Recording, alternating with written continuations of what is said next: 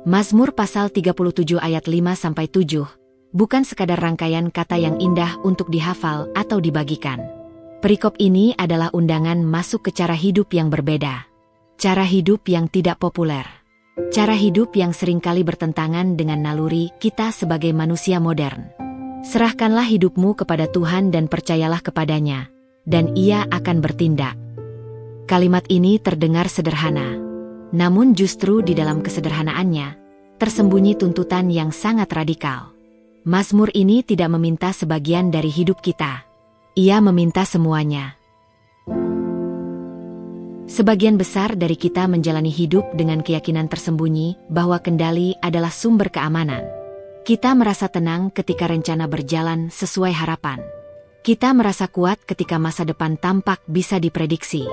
Kita merasa baik-baik saja selama kita masih memegang kemudi. Namun Mazmur pasal 37, dengan lembut, tetapi tegas, menggoyahkan fondasi ini.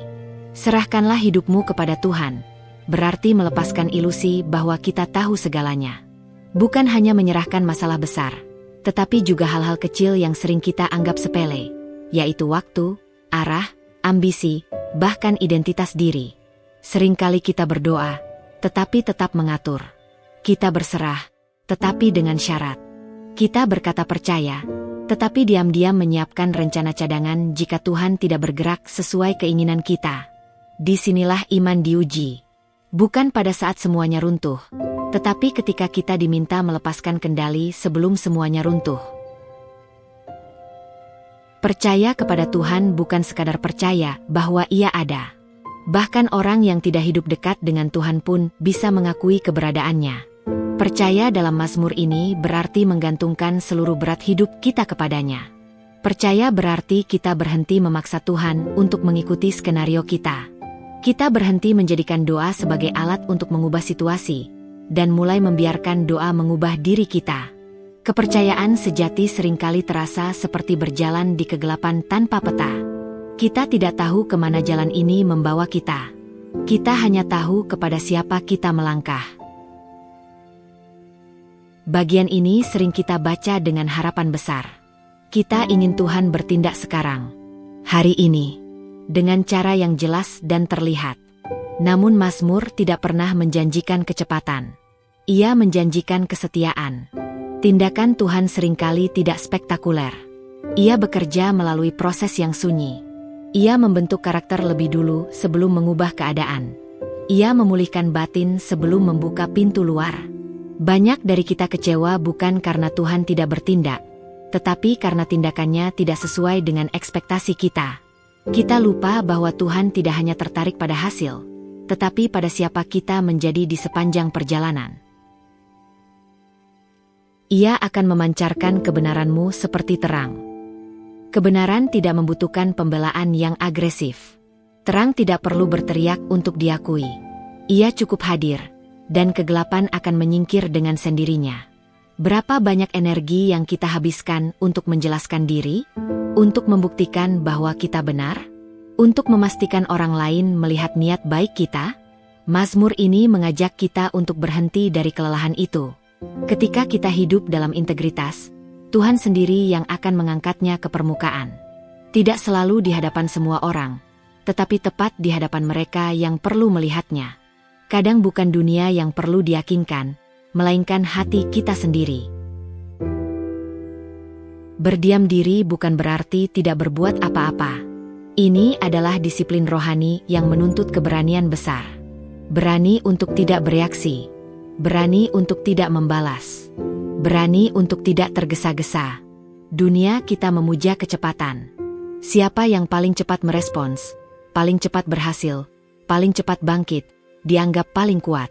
Namun Mazmur memperkenalkan kekuatan yang berbeda, yaitu kekuatan untuk menunggu. Dalam keheningan, kita dipaksa berhadapan dengan diri sendiri, tanpa distraksi, tanpa pembenaran, tanpa topeng. Di sanalah Tuhan sering berbicara paling jelas, meski tidak selalu dengan kata-kata. Mazmur ini tidak naif. Ia mengakui bahwa orang yang hidup dengan tipu daya bisa terlihat berhasil. Mereka tampak melaju lebih cepat. Hidup mereka terlihat lebih mudah. disinilah iman sering goyah. Kita bertanya dalam hati, untuk apa hidup benar jika hasilnya seperti ini? Mazmur tidak menjawab dengan teori. Ia mengarahkan kembali fokus kita. Jangan menjadikan keberhasilan orang lain sebagai pusat perhatian kita. Damai sejati tidak lahir dari perbandingan. Damai lahir dari kepercayaan bahwa hidup kita berada di tangan Tuhan yang adil, meski keadilan itu belum sepenuhnya terlihat sekarang. Dalam budaya kita, menyerah identik dengan kegagalan. Namun dalam iman, menyerah bisa menjadi bentuk kemenangan terdalam. Menyerah kepada Tuhan bukan berarti berhenti berusaha, tetapi berhenti melawan kehendak-Nya. Ada kelegaan besar ketika kita berhenti memaksa hidup untuk masuk ke dalam cetakan kita sendiri. Ada kebebasan ketika kita menerima bahwa kita tidak diciptakan untuk memikul segalanya sendirian. Iman yang dewasa seringkali sunyi. Ia tidak selalu penuh emosi, tidak selalu dipenuhi tanda-tanda besar. Kadang iman yang paling murni justru hadir dalam kesetiaan kecil yang terus dilakukan meski tidak ada pengakuan. Mazmur pasal 37 ayat 5-7 mengajak kita keluar dari iman yang reaktif menuju iman yang berakar. Dari iman yang menuntut jawaban cepat menuju iman yang sanggup menunggu dengan tenang. Perikop ini tidak menawarkan jalan pintas. Ia menawarkan jalan yang benar. Jalan yang membentuk kita, bukan hanya memberkati kita. Jalan yang mengubah pusat hidup kita dari diri sendiri kepada Tuhan. Ketika kita menyerahkan hidup kepada Tuhan, kita tidak kehilangan arah. Kita justru berhenti tersesat.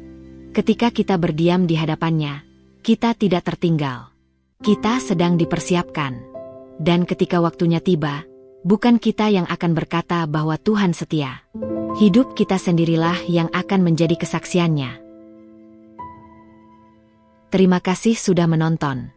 Jika video ini berarti, silakan like, tinggalkan komentar, bagikan, dan subscribe. Kiranya damai Tuhan selalu menyertai langkah kita. Sampai jumpa di video selanjutnya.